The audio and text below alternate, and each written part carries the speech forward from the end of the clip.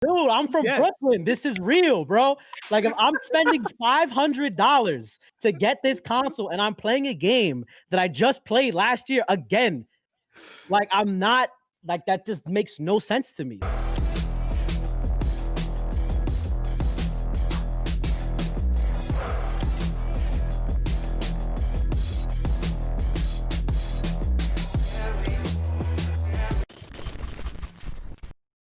Anyway, what's going on, guys? Welcome to Super Late at 368. I'm Gabe Olivero, as always. With me today is the writer extraordinaire. He just actually wrote something with Logic recently. It's Bijan Stephen, ladies and gentlemen. How's it going, Bijan? Yeah, it's going well. Cheers, everybody. Welcome. I'm doing all right. How are you doing? I'm doing good. I mean, today is like, it's a good energy. We got we're doing something new with the show today. It's true, we are. Yeah. We're doing 4 guests, actually. It's a round table. 4 guests. We're not guests. We host the show. We have 2 guests. I mean, I think of myself as like a guest, It's just Oh like, boy. Oh boy. We're gonna talk after stream. Today we're gonna have Danny Peña on a little bit. We're gonna bring him on and we're gonna like talk through the news together and like get his opinions, et cetera. And then later we're gonna talk mad Xbox with Allegra Frank, who's a writer. I forgot, she was a writer for what website again? She's at Vox. She was at Polygon for one time. But yeah, she's the homie. She was also on the Xbox roundtable. She will be on the Xbox roundtable. She was at the Xbox event earlier today, which is what we're fucking talking about. So get excited for that. We're talking all boxes. It's gonna be so good. But Gabe, I think you got an intro to do for Danny. Oh, right? That's right. So, ladies and gentlemen, this man is the first return guest on Super Late. This is a once in a lifetime opportunity. Won't happen again. I'm playing with you. Yes, guys. It will. That definitely will happen again. Danny was in the studio today, so we're like, you know what, Danny, you got to come in. He's been doing work all day about Xbox. This is the guy you kind of want to have on the show. He is the man with over 1,000 podcast episodes on Gamer Tag Radio. You see him on almost every Spanish news channel when it comes to gaming. Like, literally, I see him doing interviews all day, every day. It is the man of the hour, the man with the power, the man with the voice that can get us all excited. It is Danny Peña from Gamer Tag Radio. Danny! We had a lot happen this past week though in news. So Bijan, why don't you take it from the top, buddy? Yeah. Hold on. Let me get my notes out. Oh, he's got to get he don't even have the notes ready. So That's it's a long list of news. It has been a very long day, boys. Very, very long day. Danny, also thank you for being here. Thank you for being our first repeat guest. I'm glad to have you on the show again. Yeah. Anyway, let's get to the fucking news. Oh, Gamer Tag Radio's in the chat. Yeah. We have some news. The top story today is the one you all know. It's very sad. Not really. Sort of sad. Mixer's last day was a ghost town. It officially shut down yesterday. I think they fucked it up and it actually officially shut down today. Whoops, Microsoft. And the last day was very, very empty. Kotaku covered it. It was a wonderful piece. And the quote here is, "It's been a month since the news of Mixer's closure hit streamers like a Microsoft-branded bag of hammers. At the time, it was heartbreaking," which is true. And yeah, we've actually over the last month been talking to a series of Mixer streamers every week about like the impending transition and how they're navigating it. Most of them are going to Twitch, some are going to Facebook Gaming. All of them are upset because they spent years building their careers and their followings, and I don't know, it's kind of sad. How did you guys stop in to the website? I looked in right at the end and I saw one guy streaming Forza, and I was like, bro. And it turned out he was actually also streaming on Twitch via Restream, so I didn't feel that bad, but damn. Well, I'll tell you this, because I think that if you have a strong community that follows you everywhere, right? It doesn't matter if it's on Twitch, Facebook, or it can be any other website. They're gonna follow you wherever you go. That's what's more important is your community, not a platform. Because I think a lot of us are depending on that so much, man. I agree. But the thing about platforms is like you can't always recreate the circumstances that made someone follow you, which is the hard thing, right? Like you can't recreate that serendipity, which is what I wrote in my piece, which is not linked here for some reason. Mods? I don't think we got mods. I know. My application's out soon. But Jim Basco's in chat. Jimmy Mondel, host of the Polygon Quibi Speed Run, says, honestly feel Microsoft did Mixer streamers a favor. Like, cool, the community was tight, but that's it because it was so small and irrelevant. Switching over to Twitch will help out, albeit a weird transition period, which I think is true. I think, No, keep going. Sorry, my chat is like delayed for some reason. No, I just think overall it's like It's kind of a sad thing. I can't imagine like having a platform that I spent so much time on like shut down and then, you know, sort of leave me in the lurch. So I'm feeling some empathy. I really like talking to those streamers. If you check out the last 3-4 episodes of the show, Yeah, you can see those interviews. They're great. we interviewed several partners, those being Brittany and Covent, who were top tier, the power couple of Mixer. Also Envade. We had Cooley Smiley on. We also had Split the Wig on. We were gonna interview one more person, but you know, Danny took priority over that person. Okay, don't dunk on more Mixer partners. Come on, bro. Shady. Anyway. Nah, we love Mixer. I mean, I do like my relationship with that platform and Jimmy as well. Like, we got a lot of our chops like on camera work at the Mixer studio in the Microsoft store in New York City. So like Mixer had always like a nice little spot in my heart just because like all the people I met there, the friends I have. I wouldn't know Zune if I didn't do stuff there. I mean, she recruited me to do a job there, and that's how I got into this whole industry. So it's you know, it's a little bittersweet, but I mean, when you spend $50 million on 2 partners and nothing really comes of it, and you do a bunch of commercials that never air, I don't know what to tell you. I don't know what to tell you. There were some big L's right at the end there. Massive L's. Huge, just big L's that they're holding still. And now everyone, you know, Facebook gaming, that transition is entirely fucked because nobody wants to stream on Facebook. We should check in with Invade at some point. Yeah, just to I mean, see how he's it's been going killing there. it. He's been getting like 1,000 concurrents plus every stream. Like Invade is my boy Maddie also, who's been streaming for about a year on Facebook Gaming. He's grown from like 0 to like 15,000 followers on Facebook Gaming. So there's definitely a spot for it and a market for it. And it's like, I think some people should give it a try. I know that the initial barrier of like, oh, I have to either make a separate profile or use my main profile is a little jarring to people. And, you know, you're having information out there, like people get doxxed all the time in the gaming community. So it's like, you gotta be a little protective. But hey, give it a shot, man. If you're a new creator, I mean, Twitch is not going anywhere. So yeah, it's true. You can always go to Twitch. Yeah, I also think, you know, like the dynamics of growing a channel are different on every platform. It is really hard to get noticed on Twitch. Oh, 100%. I think the bar for entry is slightly lower on Facebook, but it is a very different place. Yes, it is. Anyway, rip to Mixer. All the best to the partners. Anyway, in other news, fucking great news, Rocket League is going free to play and it's leaving Steam. It's going to Epic. It's on the Epic Games Store. So yeah, another Kotaku story. As part of the free-to-play update, Rocket League, which currently sells for $20, will finally support cross-platform progression by tying player inventories and competitive rankings to a unified Epic Games account. And that's fucking amazing.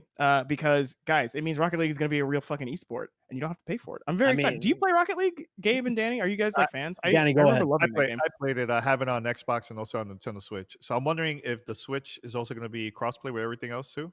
I don't know if Probably. I mean, if Epic's handling it, I would assume it'd just be everybody can play together regardless. Rocket League's probably going to come on mobile at some point too to just complete, you know, the full dominance.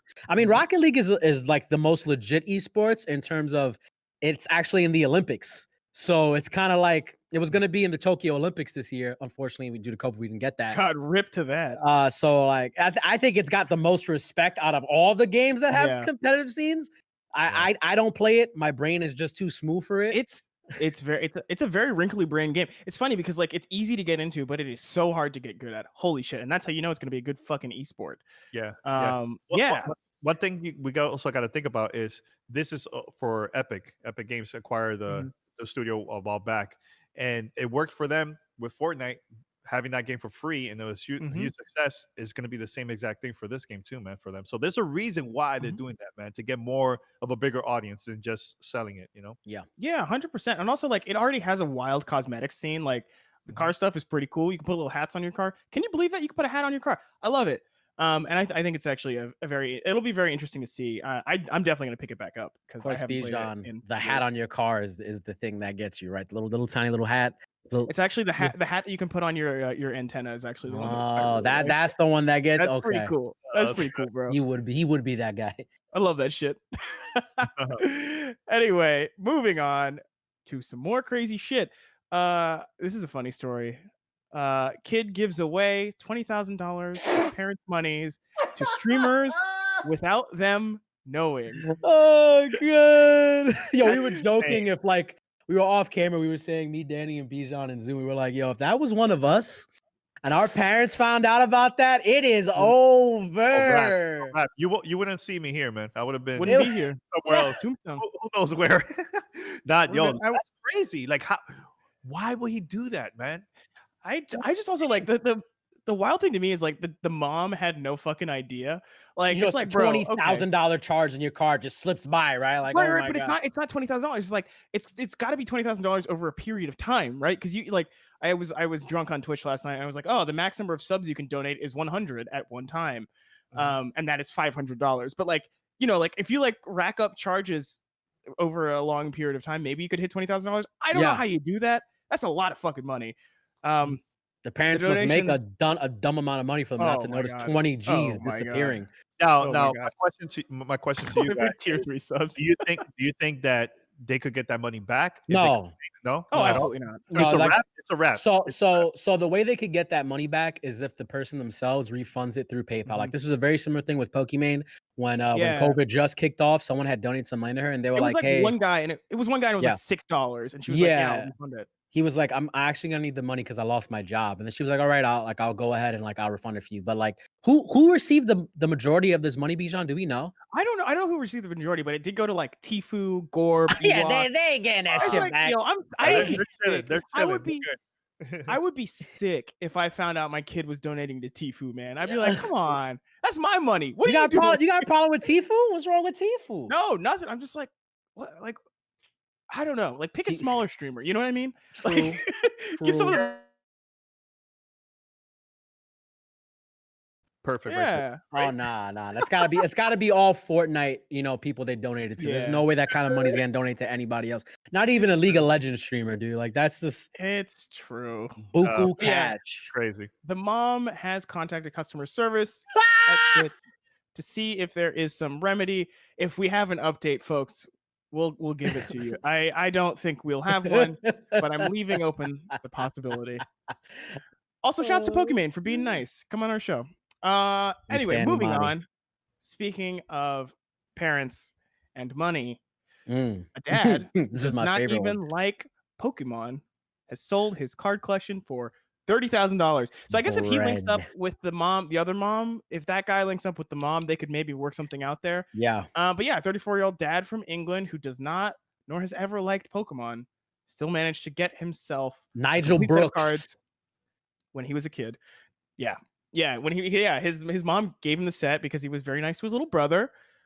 And I guess he just held on to them for however many fucking years. I mean, look, I wish I could say that I had that same story that I can just sell cards for 30 G's a couple years later, but my mom threw out all my things from my childhood that were either a toy or a card. I think I held on. I think I have my one original Blue Eyes White Dragon from Yu-Gi-Oh.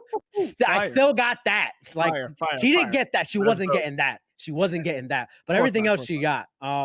And I had holographic Charizard from the original pack. I had all of the shit, bro. You're making me sick. No, I'm sick. I could have been retired right now. But my mom got in my way. Wow, bro. She also brought you into this world, so you should be grateful. Moving on. In some YouTube news, Game Theory is releasing a third section of their channel. Game Theory is a channel that's become a household name in the world of YouTube. And the third section of their logo is finally going to be released. I don't know what it's going to be. I also don't watch this channel. Gabe, do you watch this channel? I do watch Matt Pat, and it's not a theory. It's just a theory. It's a game theory. His content is always really good. I mean, deep dives into different types of games, theories and games, things. I know Danny knows about the channel. He has a separate channel where they have like film theory too. So maybe this one will probably be like anime theory or TV theory, something around that. I can totally see that happening. How about you, Dan? I'm a casual viewer. Like once in a while, if there's something that gets my attention, I watch it. But I'm telling you, it makes you think, man. After watching those videos, like, wait a minute, could it be? Is this why? Is Luigi actually dead in Luigi's Mansion? Like stuff like that is always very interesting. Early on in the channel, but like for a while now, like when YouTube was like really becoming super popular, everybody want to be a YouTuber. He would do like deep dives on like how to like optimize like your YouTube videos, even to like what color stands out in your thumbnails. Like Matt Pat was always a really great, and he's straight by the numbers data guy. So you would get like, well, we did this with these channels and this worked. So it's like, if you implement this and that, this may work. Like very great guy. I wish him all the success in the world. He also has a YouTube Red series. I don't know if it's still ongoing now, but they did like weird. It's kind of like It was like MythBusters except game theory, not myth. Yeah, Like, yeah. Cool. No, but it's So I dope. should It's watch really it. cool. Is what you're yes, telling you me. should. You should Yeah. watch a couple videos. Jay Budin in go for it. chat. Yeah. Jess Budin, our intern, shouts to you. Thank you for your help with this episode.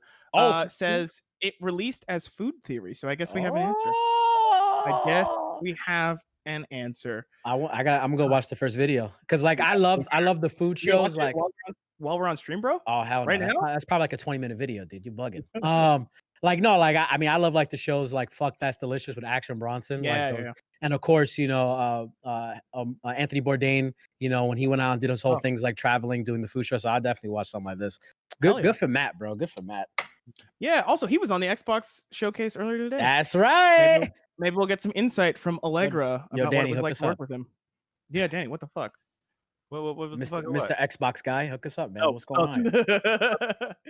Anyway, Xbox later. That's later. in our last piece of news before we hit the break and bring on Allegra, celebs. Logic is streaming on Twitch. Yes, that's right. Logic, the rapper, who you may or may not have heard of, multi-platinum selling recording artist. He recently announced that he's retiring from rap, and then like the same day, talked to me on the phone and was like, "Hey man, I got a 7-figure deal with Twitch, and I got a 7-figure deal with Twitch, and I'm having a kid, so I'm spending more time doing this now, which is cool." So yeah, I talked to him. He's a really nice dude. It was great. He was telling me that his channel is going to be like AMAs. It's going to be music production. It's going to be gaming. He told me he's going to play The Last of Us 2 because he's in that game, which is pretty cool. Imagine playing a game that you're in. I love it. Yeah, I don't know. Guys, Yeah. are you interested at all? I don't know. I was interested more of like the mechanics of streaming, as far as like, you know, it's like they signed a big name again, and this is the first signing we've seen in a very long time. A few months at least. Go ahead, Danny. I know you. All right, so something about Logic. First of all, I'm a fan of his music. Like I Yep. really enjoy this man from way back. But the thing I like about Logic, man, like he is actually a fan of games. It's not like a lot of these celebrities that will play like Madden, NBA 2K, Call of Duty, like the well-known games, right? No, he plays everything. Actually, I follow him on the Mario Maker game, Mario Maker 2, where Does he make levels? Yeah, he makes levels, really, really cool levels too, man. Yeah, Logic's a fragger. Yeah. So he's a huge fan, and he performed at E3 a couple years ago. He has a YouTube channel right now. Like he's been making gaming content for a while. I mean, there's the very famous interview. Damn, I should have gave it to Zoom to play. I forgot. It was where he was like, yo, like Logic, like, what do you do? Like, what do you go? He's like, oh no, I don't fuck with nobody. No, I don't go out. I just stay at home with my wife and my kid and my dog. Homies come over and, you know, I just play video games. Like, no, I don't fuck with nobody. Like, I don't go outside. Yeah. Like, he's dope, man. His music's great. He's always had like a couple references to like video games and like anime in his songs. I mean, yeah, like you said, Bijan, is this going to be the next like frontier of signing people? Because as we just saw, like the Ninja and Shroud thing didn't work out. Clearly Doc is gone. It's like, I think Devin Nash dropped a video. We need to get Devin Nash on the show, but Devin Nash dropped a video today where he was talking about how the esports scene and like gaming scene, how like all the things are inflated and like the values just isn't there, especially when it comes to ad dollars. And just, it's like these people aren't making people buy stuff, which is like why you like do these ads and stuff. Like, oh yeah, if we get them, they're gonna buy Xbox, they're gonna buy games, they're gonna buy these hardwares. Because merch, regardless of anything, doesn't make up the majority of anybody's sales, right? It's usually software, hardware, right? That's what you want to sell, big ticket items. So it's interesting. Maybe who else are gonna sign? They signed Drake to Caffeine. Nothing's happened there. Well, no. The thing that happened was Drake brought the Ultimate Rap League to Caffeine. That was the deal. Like they were being real. I talked to them back when they signed him, and they were being real squirrely about it, like really, really squirrely. And it's because Drake wasn't actually going to be streaming. The other thing, I mean, because like Caffeine doesn't have they don't have the audience yet to really demand anything of the people they're trying to sign. But yeah, I think Logic is an interesting choice because I do think, you know, in a lot of ways it is very smart for Twitch because it's going to bring in maybe a new audience, but it's going to activate people who are already sort of fans because this is going to be according to him, the only place he's going to be interacting with anybody online. And imagine the number of subs, you know what I mean? Twitch gets half of every single one. That's like that's a lot of money, like potentially. Because Logic also, like when he streams, like he averages like 20,000, 30,000 people. He's really like, you know, he's a really like person. Yeah. And I also think it's interesting because Twitch is moving more into the world of music. They signed a head of music recently. And like obviously since the pandemic, they've had a lot of musicians join the platform. My opinion is they prefer DJs, or not. Yeah. They don't prefer DJs. They prefer EDM producers because they don't have to clear the music, and like there's no like DMCA takedowns around that stuff. Yep. But it'll be interesting to see what happens with Logic, because I mean, like, if he makes music on stream, like what does that mean? And like there are all these really interesting questions about copyright and what it's going to look like in practice.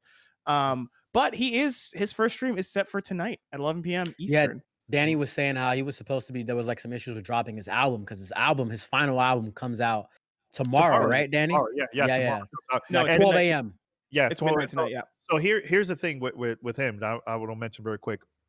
It's gonna work out for him. He's gonna retire from the music business, temporary, hopefully. Of course, everybody says that. But at least he can stay home, create content from home, and be with his kid, right? Yeah.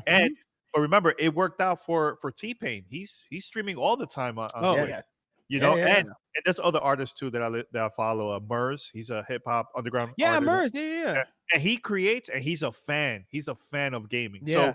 So if you're a fan, I think if it feels real, it's not like, hey, I'm trying to be a gamer, just to get the fans. No. They're legit. So I think it's gonna work out for not only for them but also for Twitch. I think that's the key thing, right? It's like we've had partners or big people who have massive audience. My favorite one is the example of Jake Paul and Logan Paul, right? About 2 years ago when Twitch did its another push into like the zeitgeist, everybody's awareness.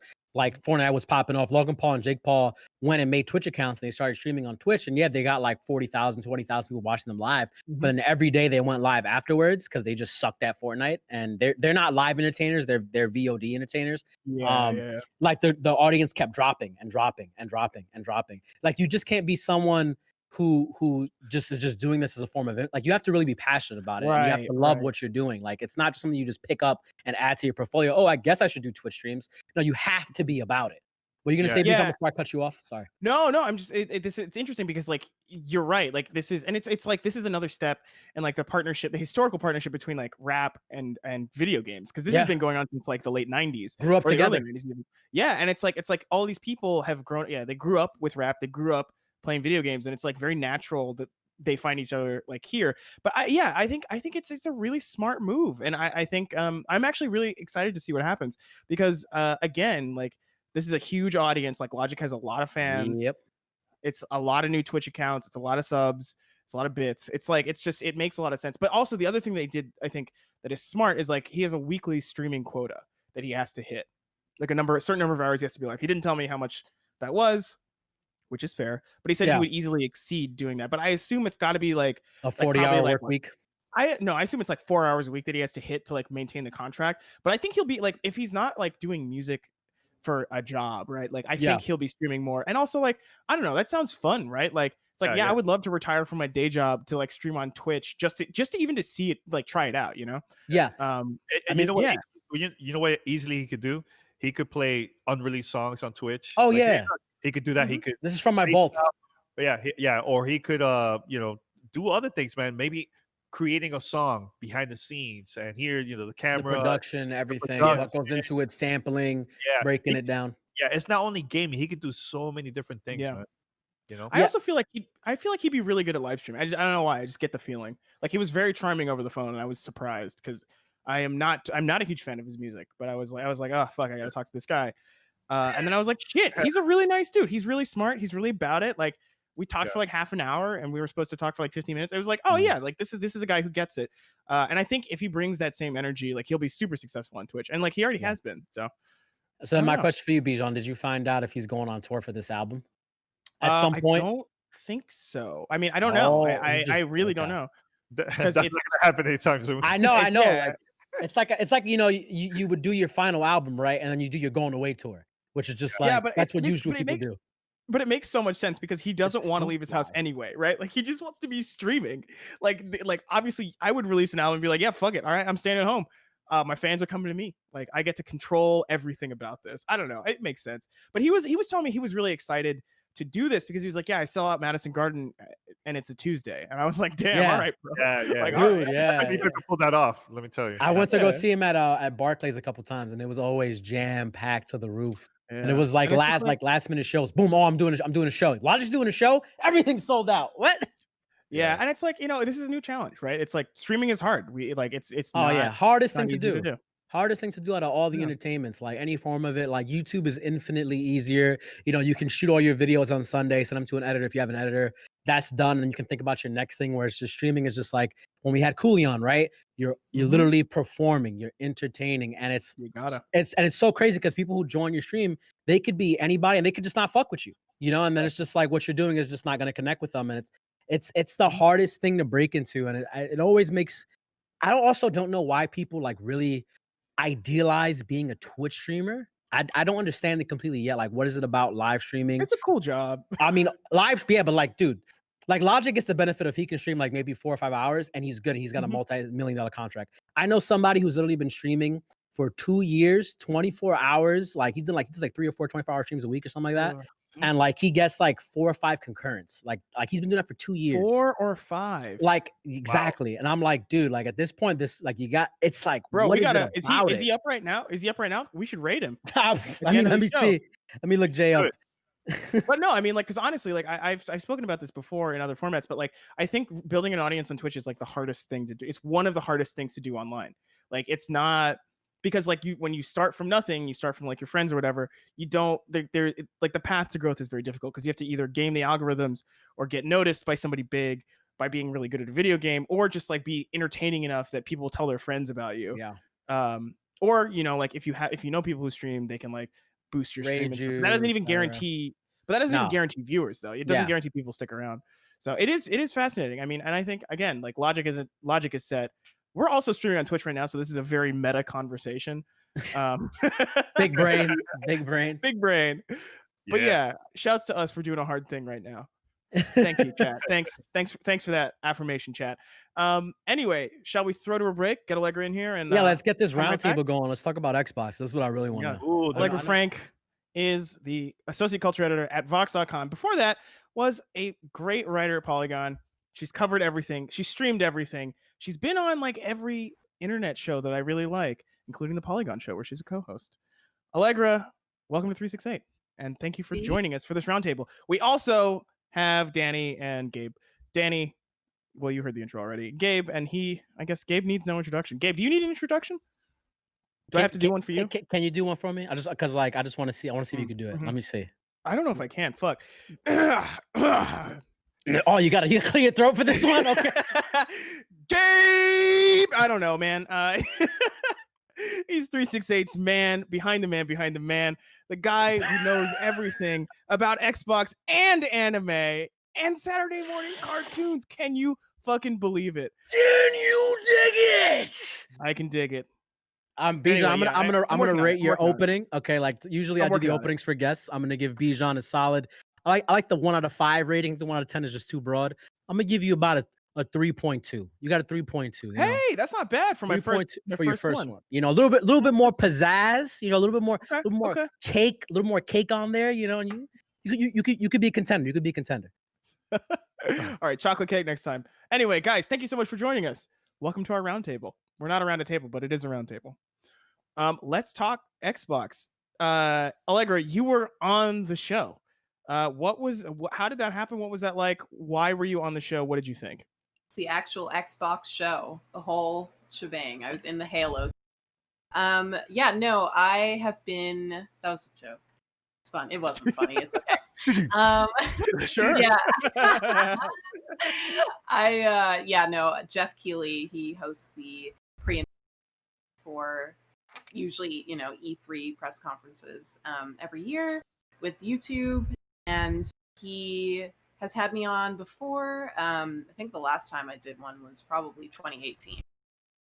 Nice. Since then, and since E3 is kind of not a thing, or it literally is not a thing, doing their own events like the PlayStation event no one remembers, and Nintendo is maybe gonna do it direct. Like, who knows what's going on? But Xbox is like the only company, or Microsoft's the only company that's been trying to do anything traditional this year. So in honor of that, or to accompany that, Jeff had his regular. So because I've done it before, I guess he reached out and asked me to come chat about Xbox. Thing it was great. Often asked to do. Yeah, thanks. Danny, sorry. You were I was gonna say you were the only funny person on that whole pre-show. There you go. Go on. There you go. Shots fired. There you go. I mean, look, everyone was like, Matt Pat was on it, and everyone was just like serious. I was like, what's going? Where are the jokes? And then I realized everyone was improvising, and then I felt more sympathetic. You felt more sympathetic at that point. Yeah, Danny, you also all day today you've been doing so much stuff for Xbox as well. You know, because you are the industry plant. Yeah, I don't know about industry plant. Uh-huh. But, Gabe, that's harsh. Look, he betrayed me when we were in the call out of this right now. Look, I'm gonna say something very quick, man. I mean, let's go. Let me hear it. The first event that I went to from Xbox was 19 years ago. Holy shit! And the first game that I played from Xbox, 'cause I was a hardcore Nintendo fan. I was like, I don't care about anything else. And then I heard that Xbox was in town to promote their original console. And I got to play Halo Combat Evolved for the first time. Game changer. I was like, all right, game changer. I got to see the Halo Infinite footage today. Infinite footage. It felt like the 19 years ago. They're back. Halo is back. Halo is back. Goosebumps from the Danny grew his hair back watching that shit. Yes, big time.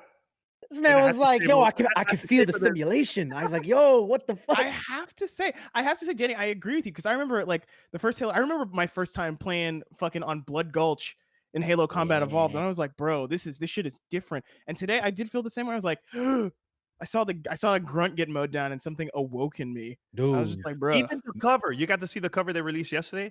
Is exactly similar to Combat Evolved. So okay, we're taking it back. Because look, let's be real, man. When was the last great Halo game? It was like Halo 3, maybe? Halo 3. Okay. Hold on. If we're talking story, Halo 3. Halo Reach was good. Let's not. I mean, the boom was like the most shitty part about it. Halo Reach is up fine. Halo Multiplayer and gameplay was good. Halo 4 was actually good too, but the story was just like whatever. This new trilogy was just ass. We got Thomas. We got Thomas in the chat saying Halo Reach is good. It's good. Here's the thing for me is like something I was saying on the pre-show and like say every my general life is like I don't care about Halo, and I feel like that's a big reason why. I'm literally. Hey, come back! He does this once a show. Don't worry about it. Just keep going. He does this once a show. It's fine. But like when I was on the pre-show and I was saying like, oh, I hope Halo starts the show because I really got to take a piss break. The guy on screen with me, like in the right below me, he had just before talked about like he had his Master Chief helmet. He's so excited. He was like holding it, and then I was like, I gotta take a piss break, and then he like sat. Put it down, and I was like, I'm sorry, I just don't care. Like I played a lot of the first one recently, like 3 years ago for the first time, 2 years ago, with Thomas in the chat, my friend Thomas, and I did think it was really fun. I honestly was like, this is fun, but I've never beyond that really good sheer like infatuation that people feel. Yeah. I was a teenage boy, which explains my feelings. Oh, you were? You sure you're not still? I mean, I felt like a teenage boy again. I was like, like, so I shit. You know, I've been playing Destiny 2 because I was like, hey, I want to play a Bungie game. I want to play a Bungie shooter. I also want to play a game that doesn't have building in it. And it feels really good. And then I saw this Halo trailer and I was like, that's what I want. That's what I'm missing. Like, if they just fucking remastered, like reskinned Halo 3, I'd be like, yeah, all right, done. Because that was the game I put the most time in. That and Smash Brothers.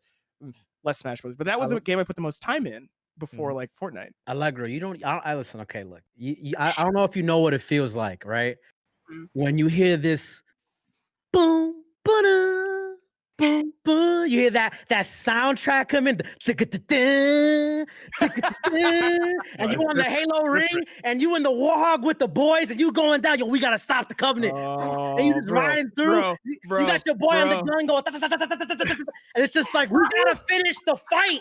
We gotta finish the fight. That right there, that was peak fucking gaming. The midnight releases, the pizza parties, the campaign, LAN parties, the money matches on Guardian. Like what you know what it is. Oh my god! No, but one thing you forgot, Gabe. Grown folks, Legend of Zelda. That's what Halo is. I'm a little bit older than you guys, so playing Halo for the first time using both analog sticks. Because if you take it even before that, it was Perfect Dark and GoldenEye, and it was Yeah. just one analog stick, and that's it. But it was a game changer with Halo Combat Evolved, man. A game changer. Playing it, I was like, "What in the world is going on?" My character was pointing up because I was not I was not used to that. But it completely changed playing FPS on consoles completely. Yeah. I mean, You it was a know, lot of there was people's nothing introduction to online gaming, you know? Yeah, and let me tell you, Halo 2 came out. Oh my god, that was just even Ooh. crazier. Without Halo, Online we wouldn't have multiplayer? Woo. esports, bro. Like Yeah. modern esports. Like Yeah. even though Yeah. I'm gonna give my respect to the StarCrafts of the world and etc. But Halo is what popularized FPS. Like you had game battles, MLG, final boss, all those things going on right there. Like Shout to T Square. I mean, yeah, yo, I mean, I can't. A lot of people like Nate Shot today was on Twitter and he was talking about how the game needs a VR mode because it just feels too dated, like that kind of play style on I don't top of think their so. regular multiplayer if they want it to be relevant, right? Because like we had, No, go ahead. No, that's a I mistake. totally That's a disagree. mistake. I totally That's- disagree. That's Alright, trend thank you. chasing. Halo. The reason Halo was just it was a good game because the mechanics were perfect. Like Yeah. that was the thing about those games. Like mechanically for an FPS, it was just the best thing out there. There was nothing better.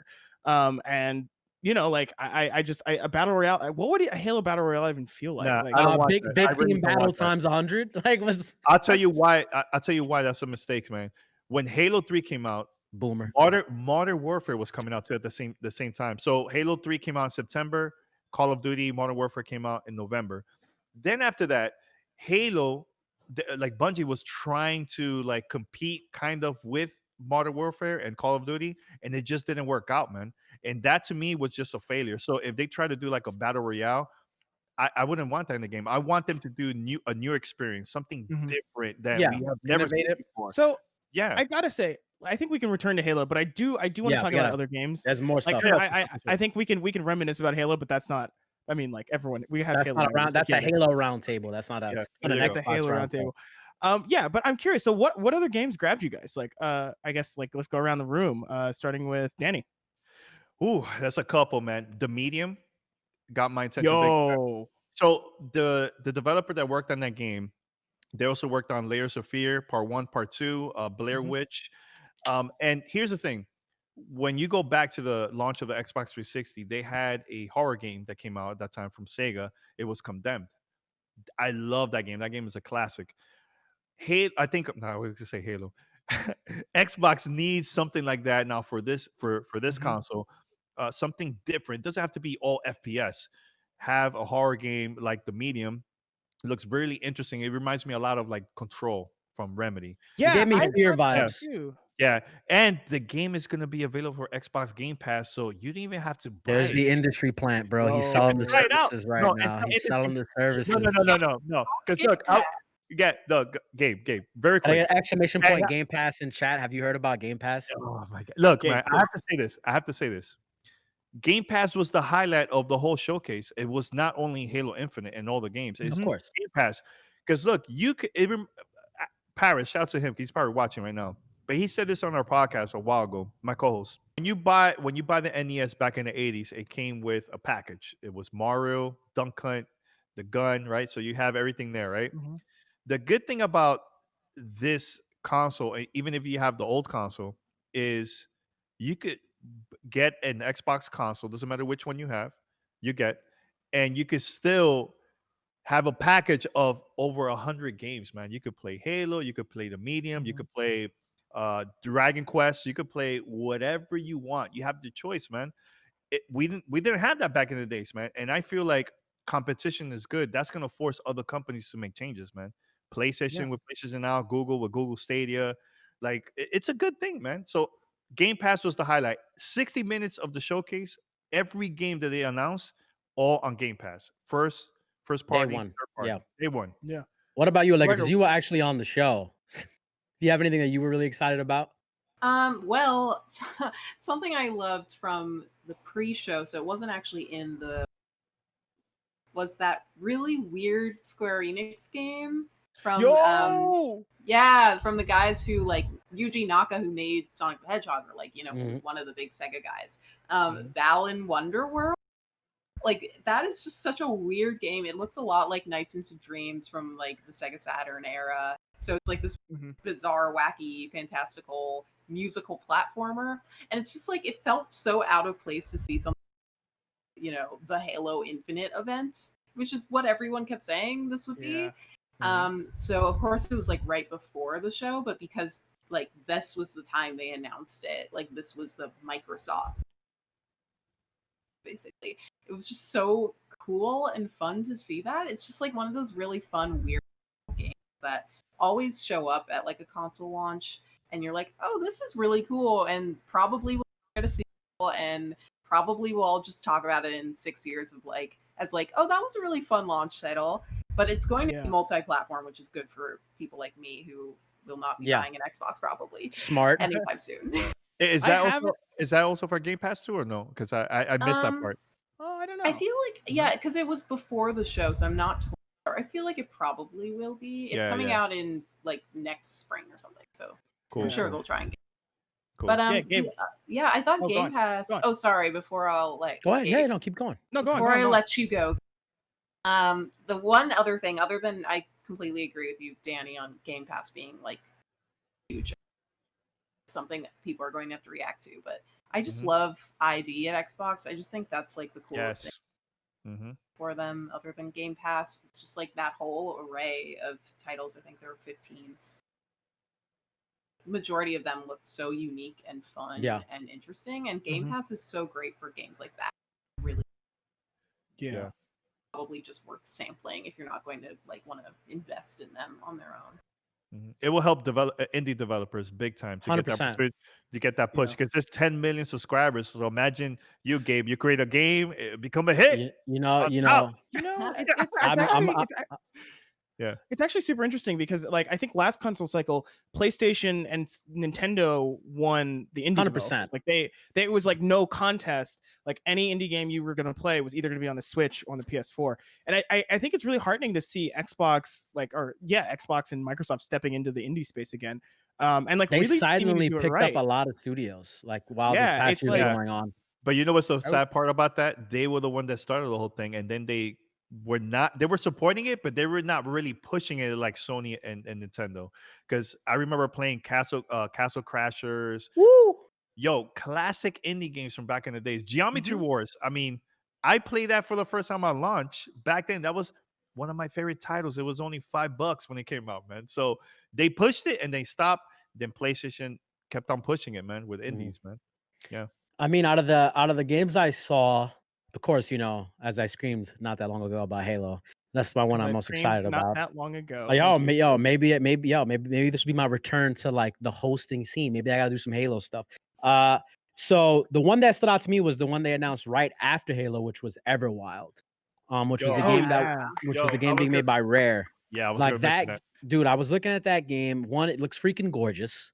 I was doing handstands while I was listening to this thing, and I started looking up, and I'm like, what?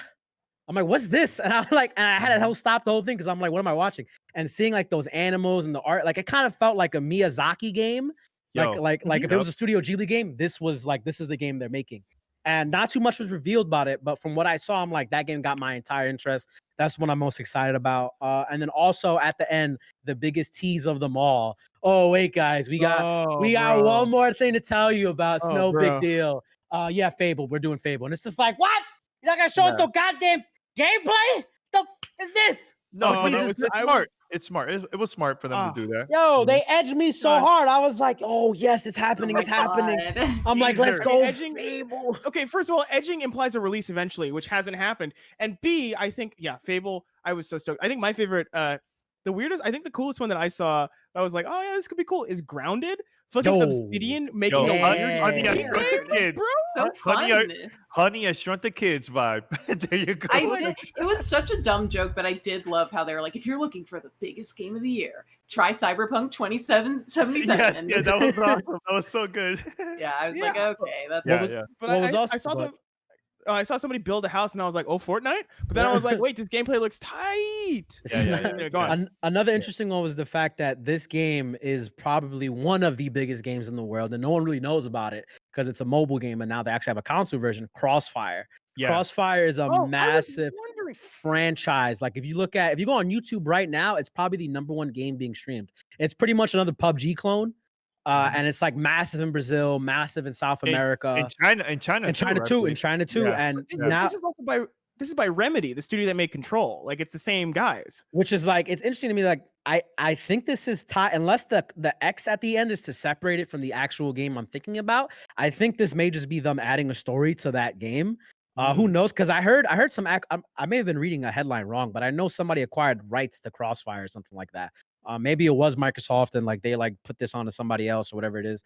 But and then also the new Phantasy Star Online 2 expansion. Like, Woo, yo, that was- Gabe. come on. Yo, Like I remember, bro. I love Phantasy Star Bro, Online. Dude, when I started internet radio because of the original game. I remember you telling me your story. Dreamcast. Yes. Like I played Phantasy Star Online when it was on Xbox 360. I had to sweat to find a copy of that game because it was like so difficult to find. When I finally found it, it was great. And like Phantasy Star Online 2 has been out for years now, and it's finally made its way to the West. Hold on. Sorry. To go back to Crossfire, I was wrong about the developer. It's developed by Smilegate. No idea.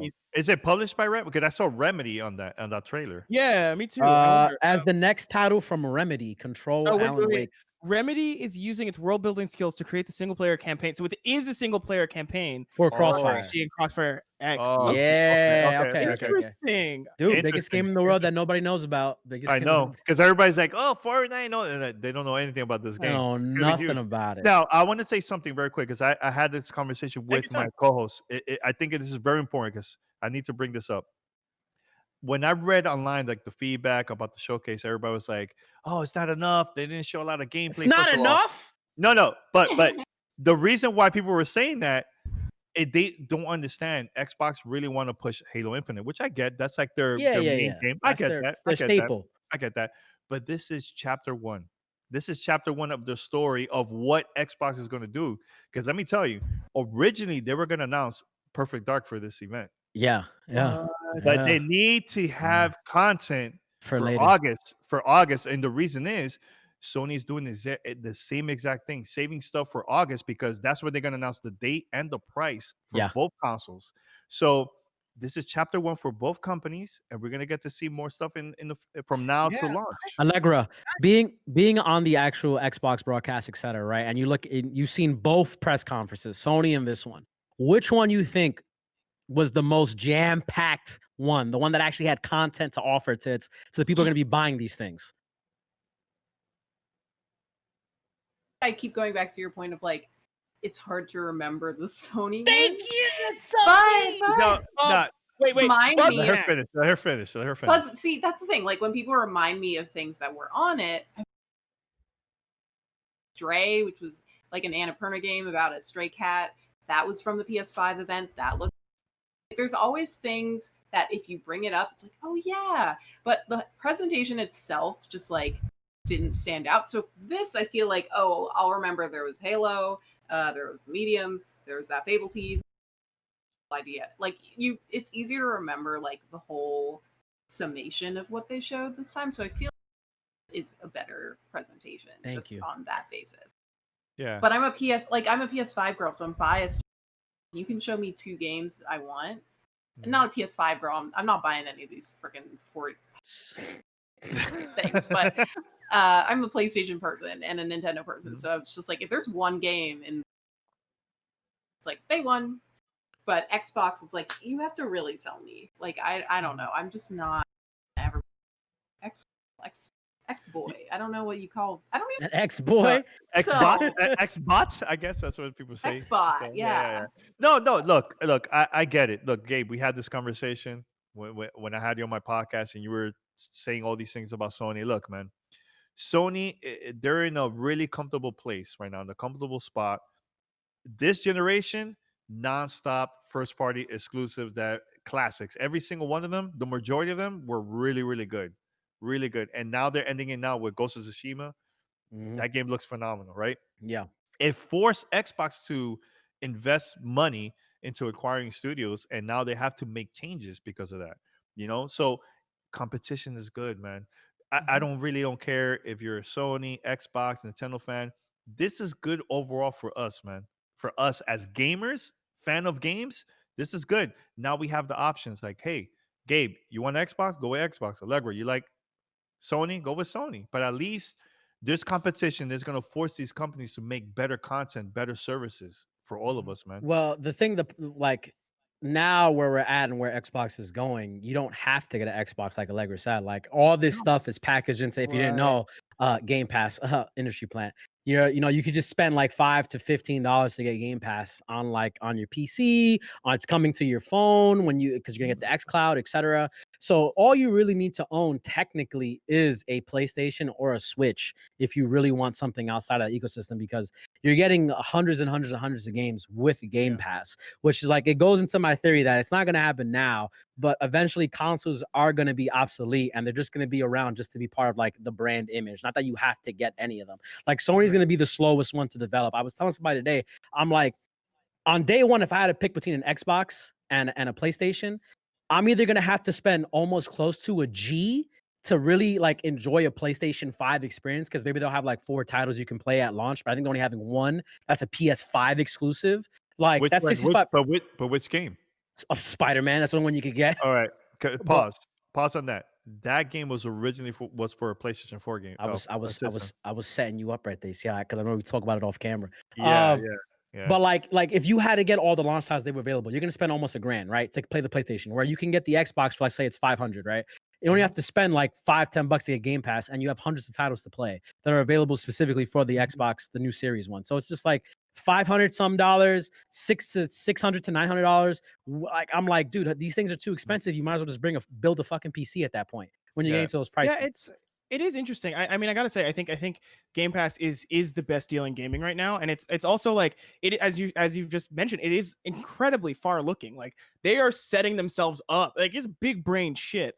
And it's like, this is the same market that Google is trying to corner right now with Stadia, which no one is playing because it's like hitchy and sort of weird and stuff. But yeah, I think it's funny because like I'm now like this Xbox event has gotten me back into the console wars. Like I'm actually like I'm for it now. Like I think, and it's funny because like I have an Xbox One sitting in a box right over here, so I can just get Game Pass and I'm good, right? Like I could play games. Yeah. I could just switch over to the next generation without having to actually upgrade. I'm interested to see also like what Nintendo is about to do. I don't know. I feel Switch like Pro, let's go. I feel like they always come in. They're good. They all come in like a year late to a console cycle, and they just crush it. Hey but guys, I also we're just showing up with our last gen console just to show you that next gen doesn't really matter. I feel like what Nintendo is going to do, because they're not about hardware. Like, yes, they're always a little bit behind, but the Switch is in such a good place. I think what Nintendo needs to do that Sony, I don't think, and isn't really properly thinking about, is they have to react to Game Pass. Like Nintendo is the one that really figured out streaming in any capacity, like the fact that there's no freaking even Netflix, like regardless of games. So if Nintendo can figure out some kind of Game Pass equivalent for Switch, I feel like it's going to be like killer for them. Yeah, but it's like every Nintendo game is a hit. That's the thing. They're also piloting it via the old emulation software, like the SNES Online stuff. That is actually a great experience, and I wouldn't be surprised if they're building like a sort of like, up until like the Nintendo, like the Wii or something, or the Wii U. It'd be so great to get all the GameCube games. They have their bench is so fucking deep. It's stacked, dude. And now the rumor, what's the rumor of the 35th anniversary of Mario? That's something that's coming out supposedly this year. You know, remastering those. So, Mario Sunshine, Mario Galaxy, RPG, dude. I mean, look, Nintendo, they're not competing with Sony or Xbox. They're in their own, their own lane. You know what I'm saying? Go ahead. They're really the only people who can shift the market, though, right? Because they're the third part of this pendulum. They're the people who, like, if they go to like cloud shit, Sony is fucked. Like, you know what I mean? It's like if Sony ties its stuff to a console, that's it, you know? Yeah, but I mean, so Sony had to make changes with their cloud streaming, and that's why they got together with Microsoft to use their servers for PlayStation now. And I think that's a good thing, man. I think that's a good thing, man.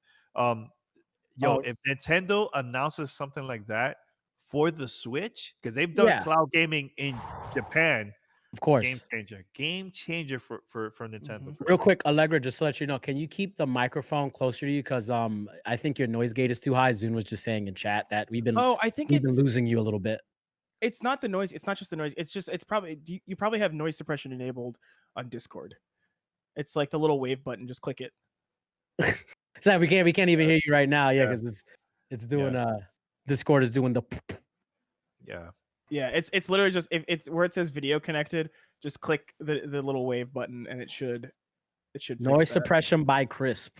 Now We were talking about this at work. Go on. Yeah, no. That's No, important. I was gonna fill. I was going to ask you guys a question, like for both companies, Sony and Sony and Xbox. What is it that? How many games do you think, as a fan of the both consoles, how many games do you think they should release on day one? Because when I had a conversation with Peter Moore, I had him on the show last year to talk about the 20th anniversary of Sega Dreamcast. He said the mistake they did back in 1999 was they released too many games on day one. So then there was months that there was no games. The thing that worked out for Nintendo, Allegra, was every month they had an exclusive game for over a year. Mario Kart, they had Zelda, a bunch of other games, right? And it worked out for Nintendo. It was like a big thing for them. But for Sony and Xbox, how many games they should release on day one, in your opinion? I do want to say with the Sega Dreamcast, like Sega was going under, and that was their last ditch effort. So I understand why they launched it. They were like, everyone needs to buy this thing now. So I get it. But I think a couple launch titles are fine. I mean, like the thing about gaming now is like I have such a huge backlog of games that I gotta play. Like, fuck, man, I could like spend a year just going through the things that I've been meaning to play, like in my Steam library, like only my Steam library, you know. So I'm fine with a few launch titles that are really well done. Gabe, what do you think? My brain just farted. What was the question one more time? No. How many games do you think Xbox or PlayStation should release on day one? Xbox is releasing over 100 titles on day one. No, but that's you mean like first? You mean like first party? First party, yeah, okay. Exactly. I think that a good balance, depending on what it is like, right? Like Halo's gonna give them a lot of time because it's gonna have story and multiplayer, so they have a lot of fill time before the next game. I think that Spider-Man is not a day one release game for Sony. No, it is like that. That is definitely not like you should not be starting with that game. You need to come with something strong and hot. Why not? It's because because we've already it's the same game. Like it's not really that different from what just came out like last year. Think of it as an expansion, but it's going to be 10 to 15 hours. Okay, but is an expansion a day one release for a console? Like that's why you're buying this. I'm buying the console to play the expansion of Spider-Man. Look, Spider-Man was a pretty big game for PlayStation it was, 4. but we already played it. So why am I playing the same game again? Miles Morales, man. Like I'm fine. I'm gonna play as I'm a Miles boy, but I'm just saying if I'm spending everyone loves Miles Morales here, dude. I'm from Brooklyn. This is real, bro. Like if I'm spending $500 to get this console and I'm playing a game that I just played last year again, like I'm not like that. Just makes no sense to me. Like you need to have real fucking content. Gabe, you're gonna be a day one console owner? No, not if that's the game. Not if that's the game. Like you gotta come at least 5 titles. So you've decided to buy a PlayStation, is what I'm hearing from you. I mean, if I am gonna buy a console, even though I'm standing Xbox hard right now, because I'm just gonna get Halo Infinite on my PC. I'm not gonna play it on console. I'm gonna get the PlayStation. Even though I'm saying all these things, if I have to buy something, I have to buy the PlayStation. Because there's no reason for me to buy an Xbox. I have a PC. I like that Microsoft has conceded the console war, like the hardware war, for the software war. They've like changed battlegrounds. Yeah, I mean, maybe this PlayStation has its own version of the yellow light of doom. Man, we don't know what's gonna have. One of them has a slot and one of them does not. That's all I know about the PS5. It's so ugly. Thank you. No. It has a freaking hump.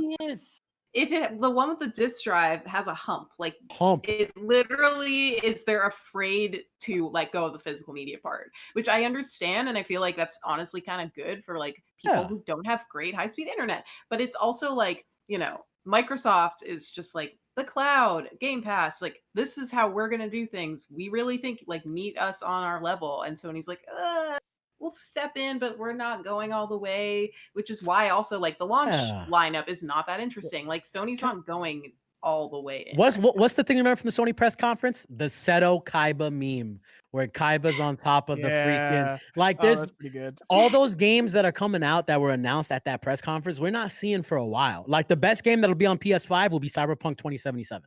That'll literally be the best game. I wouldn't. Look, Cyberpunk. It's a big game. It's a big game. That's a But big I'm game. talking about, but first party, I think Ratchet and Clank is a pretty good game. Oh, look, that's a in game my for opinion- the forgotten era, bro. In my opinion, I think that was the highlight of the whole press conference. Because that's the only highlight they had. It was just look at this Ratchet and Clank game. They show That's a take. gameplay and everything, man. But Wait, look. Yeah. Okay, look, go on. I have What's you this? can't see it. That's This is Project Mixer? S Cloud. Project S Cloud. Guys, if you didn't know, he's also has Project X Cloud, and he's also Yo.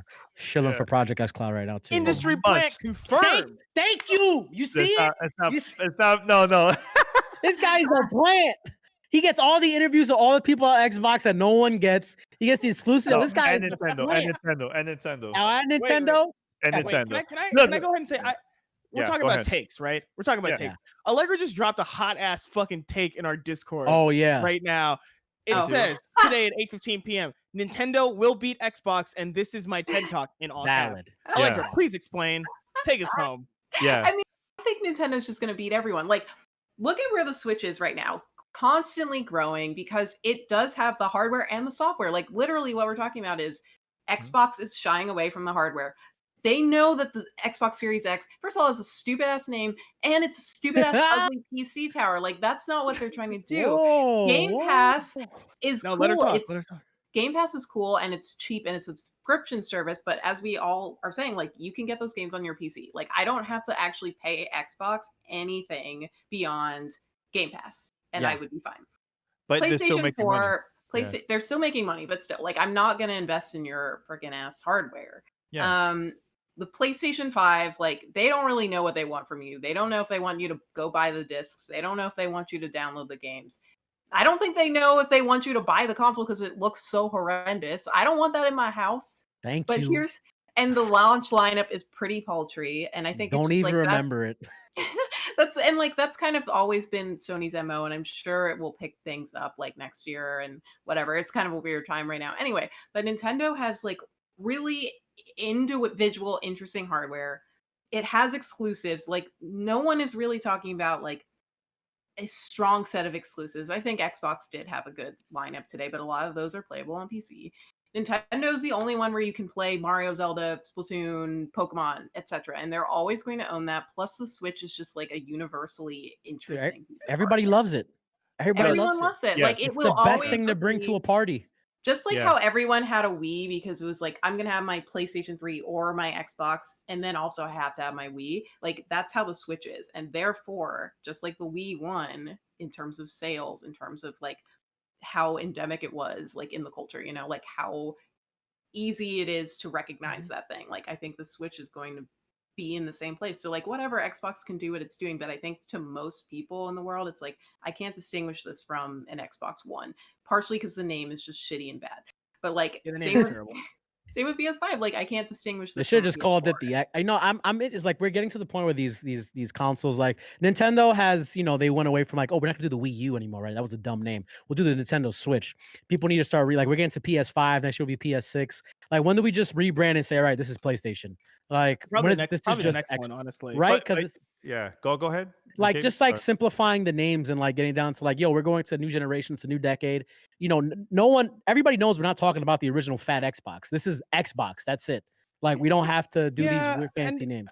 And the brand, I guess the brands are becoming like more important, which was always the thing with Nintendo. It's like, that is a Nintendo. We called consoles Nintendos for moms called consoles Nintendos Yeah. for a very long time. But the because, like, Nintendo. that was right. And it's like Nintendo is still synonymous with games in the US, like in a way that like nothing else really is. Yeah, globally too. And the thing about the Switch is like, it's like what, like near the end of its life cycle, maybe, but we don't even fucking know that for sure. Oh like no, it's Xbox, not.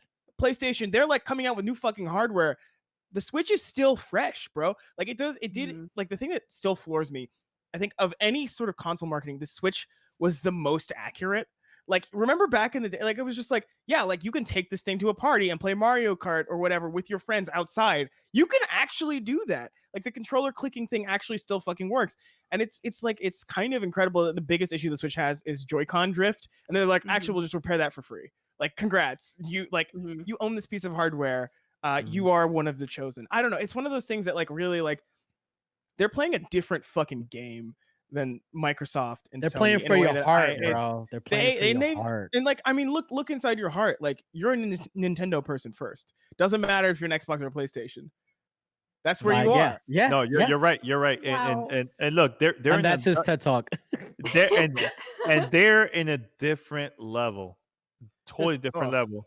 So, look, Nintendo Switch is selling more than PlayStation in Japan. Xbox, forget it. Xbox is like in last place over there in Japan, but Nintendo's doing. Look, in my opinion, Nintendo Switch is my favorite console of this generation, more than Xbox, more than PlayStation. You mean of last generation because it's technically from Well, last generation. Well, the next generation hasn't come out yet, so Yeah. so It's we're current still gen, present. current So gen. Current current gen. gen is the best in my opinion. I played. Yeah. Look, I played The Witcher 3 on Oh my god. on Nintendo Switch more than my other consoles Yeah. because I was because always they- traveling. I was always traveling, taking the game with Also, me. As it turns out, playing games in bed as a marketing strategy is genius. The best. The best. I don't Yeah, want to sit up. And when you go out, when you're traveling, or if you have to go to the bathroom, hey, take the take the Switch. Yo, with you. you gotta. Hey, Yo, when you gotta Hey. drop a brownstone, you pull up your game and you just start playing. Like, it's no Yeah, bro, I problem, can- dude. I can slam on Fortnite anywhere, bro. Yeah, I'm If I got busting Wi-Fi, 90s while I'm just like, whoa. 30 FPS is a small price to pay. Yeah, man. Yeah, man. Look, Nintendo Switch is a game changer. I think that's the reason, honestly, that's the reason why it forced Xbox to make changes and have their games and their services also available on mobile and tablet. It is because of Nintendo, man. Yeah. It's the truth. It's the truth. a And I huge think it's brand gonna thing. work out. Yeah. I think you're right, though. I mean, I think Nintendo is the only game company that consistently tries to innovate with every generation. Like the Wii U, huge weird misstep, but like you can see it was the precursor to the Switch. Like the Wii U gamepad was the Switch. That was the same form factor and Yeah. everything. Mhm. And like it's funny. Like they missed that gen and it was fine. And like, but the Wii was also a smash hit, right? Like the Wii was Oh, like yeah. that changed everything. But John, you know what it was? That the original Wii sold a lot of consoles, not a lot of software. Well, right? yeah. I mean, you The have a lot of Wii- people also jailbroke their Wii so they could play any game. That Any- too. But That it was was a a lot of very real there thing. was a lot of new people that started playing video games because of the Wii, but they Oh, were yeah. not buying software, right? So Yeah. the Wii U Come came on now, out. Wii Fit trainer, bro. People Yeah. getting the, the fit in. the Wii U came out and people were confused. My cousin actually went to the store, bought the new Mario Kart, thinking it was going to work for her Wii. And I'm like, no, that's a Yeah. Wii U title. It was Yeah. very confusing. But Yeah. the Wii U had a lot of great content, which they re-released again on the For the Switch. Switch. Mhm. And it was a huge hit. Because So Nintendo doesn't fucking miss. no, they don't. No, they do. They do miss. They do Look, miss. I feel like I.e. their Smash netcode is trash. Yo, You did you can't wait? even play Oh, Smash right. online. Did you see Melee got rollback and like it changed everything for Melee players? Yeah. And everybody's playing Melee online right now on the Yeah, computers because and stuff. that shit rips. Nintendo look, misses on anything online. Everything else, they're fine. Yeah, but like if they figure out that online shit, like we're talking. This is an Xbox roundtable, and we've I just know, and it's evolved. I just want to point out because it is Splatoon's birthday, right? So it's their birthday apparently. Yeah. Like, It is today. yeah. Oh, my favorite this- Wait, game. how many years now? How many Three years? years Oh, old. okay. So, Like when Splatoon came out, right? You had to download an app to talk to your friends you still do. in Wow. which is just like what year are we in? Like this is like we're in 28, 17, 18 that game came out. Like, why are we still doing this? Like, dude, you have a great example of how online should work in the Xbox and PlayStation. This doesn't make any sense. Why are you guys just not like hiring the right engineers to like make these things a thing? I don't know. It always blew my mind. Still, look, we have Olivia in chat saying, "I'm playing Splatoon right now." Look, guys, Nintendo won. Flat. That's the real winner. Nintendo won, Xbox 2, PlayStation non-existent.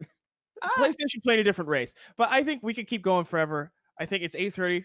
Shall we? Shall we call it Nintendo wins the Xbox roundtable? Nintendo wins. for Nintendo thi- won the Xbox event. Yeah. for this generation, yes. For this generation, yes. But I think the next generation is going to be interesting because I don't know what Nintendo's going to do next. So Yo, but Switch Pro, bro, get ready. So I hope they announce that because I will buy that day one, man. I'm a huge Nintendo fan. That'll More than change. anything else. That will change everything. Switch Pro. If I you would can get yeah. like But they actual need to- today experiences. They need to work on their online services. Once they figure that out, a game changer for Nintendo. Game changer. They have the content. That's all they need. Hello, they have a park, Universal Studios, Nintendo Land. PlayStation, Xbox don't have that. Yo, They can we don't bring have back that. Nintendogs though? Can we get Nintendogs Yeah, back? what the hell? That would let be me cool. watch That would be them cool. all. Yes. That would be cool. That would be Like I'm cool. done Alright. with Animal Crossing, but it's just trash. Let me get some Nintendogs going. No, you what it is? You have your beef with Nuke. That's what it is, man. Yo, Nook has been robbing us cold, hand over fist for too long, and every time we allow this to happen, he's a New York landlord and a mafia. From the Bronx. Fucking From the get- Bronx. Straight up. Let me just grease these hands. Ruga. Nah, you got to give me some of that. I need some money off that. Oh, by the way, I need you to build these houses for other people, even though I am the moving company who have all. You need to build this for me. Like, how do we get, like, what? Like, this don't make no sense. Anyway. But one last thing. I know we're gonna wrap it up in a few. I just want to say this. I think this was a great start for Xbox. We're gonna get to see more. Industry I plan. know, and Sony is gonna announce some stuff too in August. Look, this is gonna be a great time for us gamers. Look, this year has been one of the most shittiest year ever for everybody worldwide, gamer or not. I'm happy. I get to see a lot of content from Nintendo, Xbox, and Sony, and it's gonna get better for this year, man. It's been better than movies, music, video games took over, man, this year. It's true. Yeah, I So- think that's the top line summary of 2020. Everything went to shit, but playing video games is still fucking good. Yes, yes, it's the truth. Animal Crossing was the beginning of COVID. It was like around that time. Game changer, yo. Oh, game changer. All right, y'all. I think that wraps our panelists, roundtablists. Thank you so much for being here, Danny and Allegra. Gabe, thank you also for being here and being my co-host. Guys, wait, okay, so we do have one last piece of business to wrap up before we wrap up, which is we should raid somebody. Oh, 'cause that's yeah. what we do on the show. Do So we is your have boy anybody? Gabe? Nah, he's not on right now. I Okay. checked with him. So Danny or Allegra, do you have anyone on Twitch that you'd Matter, like? matter of fact, wait, I no- think I have somebody. Nobody Hold on. from my I don't know wait, who's online. I think. Wait, hold on, I can check too. Let me see. Wait. Let me see. Is he streaming right now? Caveman Power. Everyone just went to Twitch. Everyone navigated to Twitch.tv. Real quick. Yeah, literally. Oh, he's okay. Actually, I do have someone live right now. This is I was gonna say so Cooley's up. So we could raid Cooley. I think there are a couple people that I like that are up. What do you think, Gabe? I would like to raid my friend Caveman because he's been grinding Valorant hard and he's now like got to like 30 concurrents after like 8-hour shifts every day doing this thing. So I would like to give him a little bit of a boost because he's like trying to do this full time. If we can all agree on that, if that's okay. Go for it. I don't care. Do it. All right, Go for it. Perfect. Do it. Yeah, hit the raid. All right, Go. Gabe, hit the raid command, and I'll do the rest of the spiel. All right, how do you Ready? raid? I don't even know how to do. How do you do the raid command? Just /raid and then his username. Oh wait, but do I have to put the username next to the raid or I'd put a space? No. Put /raid space username. Okay. got it. Also, everyone who's watching still, thank you so much for being here. Please come with us on this raid. We are nearly done. Oh, I don't have permission to do that. Okay, let me do it. Caveman Power, CAVEMAN, capital PWR. Got it. Okay, guys, thank you so much for coming by. Hope to see you next week. Please come back. We'll be right here next Thursday, 7 p.m. Eastern on twitch.tv/368NYC. And on Wednesday, come by at 7 p.m. to peep the next segment of GG's, our sister show. Holly and Nars are taking on Ghost of Tsushima, which is going to be fucking great because they're actually gamers and we just run round tables. Yeah, Thank you I for just play tuning in. chess. Thank you for tuning in. Follow us on fucking line. You know where to find us. We will catch you all soon. Panelists, thank you again. And get the fuck out of my house. Wow. What? Yeah.